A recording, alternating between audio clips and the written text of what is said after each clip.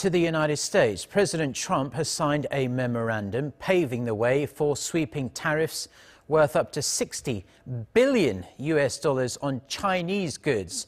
For more, let's turn to our Ro Aram, who has been following this story for us. So, Aram, this trade dispute between the Trump administration and China has been simmering for some time now, and now Trump has thrown the first punch. What did he have to say? Well, Mark, President Trump accused China of what he called years of intellectual property theft and Chinese pressure on American companies to hand knowledge over. He also reiterated his concerns over the growing trade deficit between the two countries. But we have a trade deficit, depending on the way you calculate, of $504 billion. Now, some people would say it's really $375 billion. Many different ways of looking at it, but any way you look at it, it is the largest deficit of any country in the history of our world. It's out of control.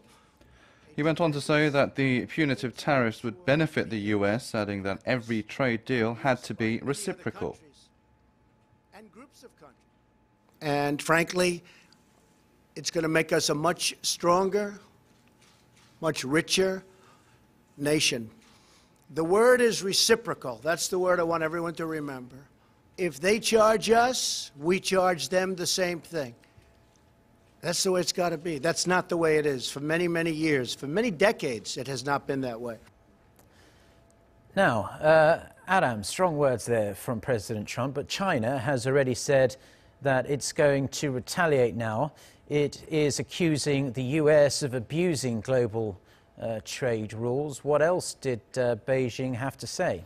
Well, Mark, China has issued a belligerent response, with its embassy in Washington vowing to, quote, fight to the end in any trade war with the United States. Beijing's Commerce Ministry also announced through a statement on Friday that China plans to slap tariffs of its own on $3 billion worth of American imports ranging from steel to pork.